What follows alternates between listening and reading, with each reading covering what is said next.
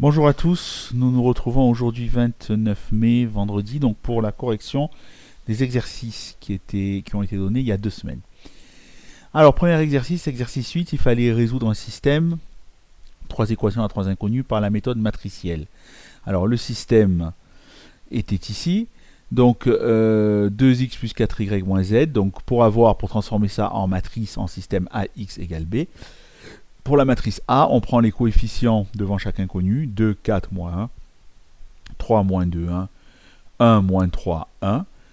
X, c'est la matrice inconnue, donc la matrice colonne x, y, z. Et B, c'est la matrice des résultats, 1, 2, 4. Voilà. Donc, voilà donc l'identification, et ça revient à résoudre AX égale B. Ensuite, avec la calculatrice, calculer la matrice inverse. Donc ça, je vous l'ai déjà montré. Donc vous le faites et vous allez trouver ça. Et enfin, en déduire les solutions du système, eh bien AX égale B, on peut multiplier à gauche chaque membre de l'inéquation par A puissance moins 1, ça donne A puissance moins 1 fois A, ben ça fait l'identité, fois X, ça fait X, et à droite, A puissance moins 1 fois B. On calcule A puissance moins 1 fois B, et on trouve cette matrice-là pour les solutions, c'est-à-dire X égale 7, Y égale moins 16, et Z égale moins 51. Voilà, on passe maintenant à l'exercice 9. Donc on vous donnait une matrice M, et il fallait conjecturer, donc calculer M carré, M au cube, M puissance 4, M puissance 5, M puissance 6, voilà. Donc, alors ça c'était assez facile. On voyait que la matrice puissance K, en fait, elle était constituée de 1 toujours sur la diagonale, de 0 sous la diagonale, mais ici, donc je retrouvais l'exposant. Par exemple, puissance 5, j'avais 5 et 5. Voilà. Ensuite, puissance 6, je retrouvais 6 et 6. Mais la difficulté, c'était ce terme-là. Alors, ce terme-là, vous pouviez le voir en multipliant la matrice à la main. En fait, on faisait ici, pour avoir le 3, alors je vais changer de couleur, pour avoir le 3 ici, on faisait 1 plus 2. 2 plus 1, 3. Ensuite, pour avoir le 4, on faisait 1 plus 2 plus 3. Ça faisait 6. 1 plus 2 plus 3, ça fait 6. Et ensuite, 1 plus 2 plus 3 plus 4, ça fait 10. Donc on voit qu'on fait la somme pour aller à m puissance 5, 1 plus 2 plus 3 plus 4. À m puissance 6, 1 plus 2 plus 3 plus 4 plus 5. Voilà. Eh bien, vous avez appris la somme jusqu'à la puissance n-1 des termes d'une suite géométrique. C'est n-1, d'une suite arithmétique, pardon, n-1 fois n divisé par 2. Voilà donc ce qu'il fallait mettre ici, c'était le terme le plus délicat à trouver. Les autres étaient assez simples. Donc n puissance n, ici j'avais n, et d1 sur la diagonale. Voilà. Bien, alors, on passe maintenant à la démonstration de ça, parce que là c'est une conjecture. Donc maintenant, pour la démontrer, on va faire un raisonnement par récurrence. Donc on vérifie que c'est vrai au rang 1, c'est-à-dire m puissance 1, ben, ça fait d1 partout sur la diagonale, d1 partout ici, 1 fois 0 sur 2, ça fait 0, donc 0 ici, et ça marche bien, je retrouve bien la matrice M, donc c'est vrai. L'hérédité, alors ici je n'ai pas bien rédigé, supposons que m puissance n soit égal à ça, nous allons prouver que m puissance n plus 1 est égal à 1, n plus 1 fois n sur 2, n plus 1 et 1. Donc on voit qu'on augmente les n, on remplace tous les n par n plus 1. C'est tout. Voilà. Donc pour démontrer ça, eh bien, on va calculer m puissance n plus 1. On va dire que c'est m puissance n fois m. On va se servir de l'hypothèse de récurrence, puisque sous-entendu c'est m puissance 1. Bien. Donc l'hypothèse de récurrence me dit que m puissance n, c'est ça. Ça, c'est mon hypothèse de récurrence. Donc je remplace m puissance n par ça, fois la matrice M, et on voit, en multipliant colonne par colonne, ligne par colonne plutôt, on voit qu'on trouve, ici j'ai fait une petite erreur, autant pour moi, c'était n plus 1, voilà, donc je vais corriger, n plus 1, je suis en jaune, donc n plus, voilà, 1. Voilà, donc n plus 1 ici. Donc vous le voyez, en multipliant, ça va faire 1 fois 1, ça fait 1, et n fois 1, ça fait n, donc ça fait n plus 1. Donc j'ai bien 1, 1, 1, n plus 1 et n plus 1 ici. Et là, je trouve, alors si vous faites de la multiplication, n plus n fois n-1 sur 2. Alors, il faut le transformer, bien sûr. Donc, pour le transformer, vous mettez tout au même dénominateur. Ça va faire 2n-n, ça fait n. Vous factorisez n, ça fait bien n facteur de n plus 1 sur 2. Ça marche. Hein, c'est bien ce qu'il fallait démontrer. Pourquoi? Parce qu'on remplace n-1 par l'entier d'après, c'est-à-dire par n. Et n par l'entier d'après, c'est-à-dire n plus 1. Hein, voilà. Voilà, donc la conclusion, je ne l'ai pas écrite, hein, puisque la propriété est vraie au rang 1 et qu'elle est héréditaire, alors on peut déduire qu'elle est vraie pour tout n supérieur ou égal à 1. Voilà pour cet exercice 8. L'exercice... l'exercice 9, pardon. Alors ensuite, l'exercice 10. Alors, on vous donnait une matrice 3, 3 et une matrice 3, 1, on calculait le produit, on trouvait que ça faisait 0. Montrer que la matrice A, de fait, ne peut pas être inversible. Alors là, on va faire un petit raisonnement par l'absurde. Hein. Un raisonnement par l'absurde, c'est-à-dire, on va... alors, je vais diminuer un petit peu la taille, voilà, ici. Nous allons donc supposer que la matrice inverse existe. Donc, supposons qu'il existe A puissance moins 1, tel que A puissance moins 1 fois A face I. Alors, qu'est-ce qui se passe? Puisque AB fait 0. Alors, vous notez que j'ai marqué 0. Hein. Voilà, j'ai marqué 0. Mais en fait, c'est cette matrice-là que j'appelle 0. Hein. Voilà. Bien. Donc, AB égale 0. Donc, si je multiplie par A puissance moins, la matrice inverse de A, si elle existe, A puissance moins A moins 1 fois A fois B égale A puissance moins 1 fois 0. Or, une matrice fois 0, ça fait toujours 0. Et enfin, A puissance moins 1 fois A, ça ferait l'identité. L'identité fois B, ça fait B. Donc, on trouverait B égale 0. Ce qui est contradictoire avec les données de l'énoncé, puisqu'on vous dit dans l'énoncé que B égale 3 moins 6, 5. Voilà. Donc, il y a une contradiction. B ne peut pas faire 0. Et donc, la matrice A puissance moins 1 ne peut pas exister. Voilà. On passe à l'exercice 11, qui était alors très orienté vers le supérieur. Voilà le genre d'exercice que vous aurez rapidement à faire dès le début de l'année prochaine pour ceux qui feront des maths. En fait, il n'est pas plus dur pour moi. Hein. Je trouve que l'exercice ici que l'on a fait avant, c'était l'exercice 10 où la conjecture n'était pas facile quand même. Hein. Trouver cette conjecture-là. Mais en revanche, il y a de gros calculs. Il faut être à l'aise avec les calculs. Voilà. Alors, exercice 11. Comment semblent être faites ces matrices qui sont des matrices en fait donc A puissance n, eh bien il semble qu'il y ait tout le temps le même nombre sur la diagonale et le même nombre à l'extérieur de la diagonale. Donc elles sont constituées de deux nombres. Hein, voilà.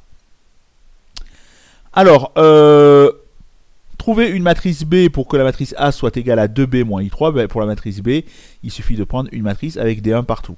Donc si vous faites 2 fois B, ben, ça fait des 2 partout. Vous soustrayez la matrice diagonale, la matrice I3. Il reste des 1 sur la diagonale et des 2 partout ailleurs. On a donc 2B moins I3 égale A. Ensuite, calculer B carré et l'exprimer en fonction de B. Alors, B carré, ben, vous voyez qu'il y a des 3 partout. Hein, donc, c'est 3 fois B. Hein, voilà. Ensuite, exprimer petit c A carré en fonction de B et de I. Alors, puisque A c'est 2B moins I, on fait 2B moins I fois 2B moins I. Alors là, on peut développer l'identité remarquable parce qu'on a la matrice identité ici. Hein. Bien.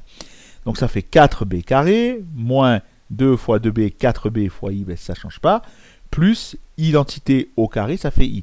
J'ai oublié le 3, mais bon, hein, I3 c'est I. Voilà, ensuite, on sait que B carré ici, ben, c'est égal à 3B, donc je remplace B carré par 3B. 4 fois 3B, ça fait bien 12B. 12B moins 4B plus I, et 12B moins 4B, ça fait 8B plus I. Voilà, donc vous voyez qu'en ajoutant, alors 8B, ça va faire une matrice avec des 8 partout, et en ajoutant I, ça va ajouter des 1 sur la diagonale. Donc ça va faire 9, 9, 9 sur la diagonale, et 8 partout ailleurs. Maintenant, A au cube. Alors A au cube, je dis que c'est A carré fois A. Je me sers du fait que A carré c'est 8B plus I, je l'ai démontré. Je me sers que A c'est 2B moins I, pareil, je développe, je simplifie, et je trouve 42B moins I. Alors 42B c'est une matrice avec des 42 donc partout.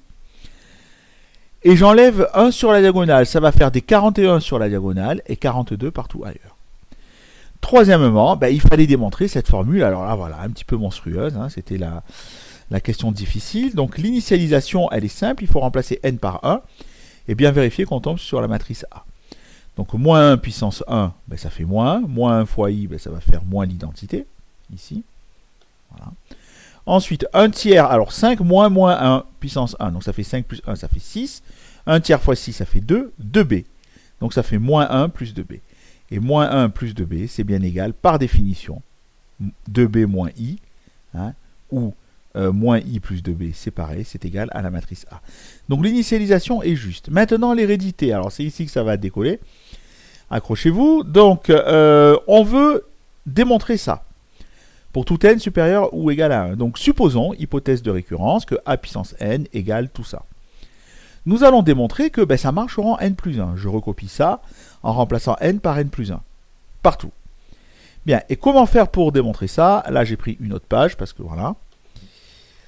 Alors, c'est parti. On va se servir, on va calculer a puissance n plus 1, on va se servir de notre hypothèse de récurrence. On dit que c'est a puissance n fois a puissance 1. A puissance n, j'utilise l'hypothèse de récurrence. Et a puissance 1, je me sers du premièrement, 2b moins i. Là, il faut tout distribuer. Alors là, c'est un peu compliqué. Moins 1 puissance n fois i fois 2b. Alors, i fois b, ça change rien, ça fait b. Donc, ça va faire moins 1 puissance n fois 2b. Ensuite, moins 1 puissance n fois i fois moins i, ça va rajouter un moins. Moins 1 puissance n fois i. Ensuite, 2b fois 1 tiers fois b, 2 fois 1 tiers, ça fait 2 tiers. Et ça va faire apparaître b carré. Et enfin, le dernier, 1 tiers de tout ça fois b fois moins i, ça revient à mettre le signe moins devant. Puisque b fois i, ça ne change pas, ça fait toujours b. Il n'y a que le moins qui va s'ajouter ici. Voilà. Alors, maintenant, petite astuce. Moins 1 puissance n. C'est comme si on a plus moins 1 fois moins 1 puissance n. Donc, c'est pareil que plus moins 1 puissance n plus 1. Eh bien là, j'ai fait apparaître ce que je veux démontrer, déjà, ici. J'ai fait apparaître mon moins 1 puissance n plus 1. D'accord? Il y est. Donc lui, je ne le touche plus. C'est fait. Ensuite, là, il n'y a pas le choix. Le b carré, il faut le remplacer par 3b. Hein? Donc b carré, on va remplacer par 3b. Le reste, je recopie pour l'instant. 2 fois 3b, ça fait 6b. Divisé par 3, ça fait 2b. Donc là, je mets 2b. Voilà. Et là, je vais distribuer. Pareil, je recopie le reste. Hein. Le reste, je ne change rien. Je m'intéresse qu'à ce terme-là. Donc, ça va faire 2b fois 5n. Ça fait 2 fois 5n fois b. Et moins 2b fois moins 1 puissance n. Ça fait moins 2 fois moins 1 puissance n fois b. Et là, qu'est-ce que je remarque? On change la couleur. On va prendre du vert. Qu'est-ce que je remarque? Je remarque que j'ai moins 2 fois moins 1 puissance n fois b. Et plus 2 fois moins 1 puissance n fois b. C'est pareil, le 2, je peux le mettre devant. Donc ça s'annule. Il me reste plus que ça, c'est bon. Moins 1 puissance n, n plus 1 fois i, je recopie. Il me reste 2 fois 5 puissance n fois b. Et moins 1 tiers, ça, je le garde. Alors, qu'est-ce qu'on va faire ici? Il va falloir factoriser b. Et il va falloir factoriser 1 tiers. Donc, pour faire apparaître 1 tiers, qu'est-ce que je fais? Eh bien, 2... Je le remplace, alors 2 qui était ici, voilà, 2, je le remplace par 1 tiers fois 6. 1 tiers fois 6, c'est pareil que 2. 1 tiers fois 6, ça fait 2. Sauf que là, maintenant, j'ai fait apparaître un facteur en commun. C'est-à-dire, j'ai fait apparaître 1 tiers de b. Donc, si je change là, ici, donc j'ai mon facteur en commun, 1 tiers, ici, de b.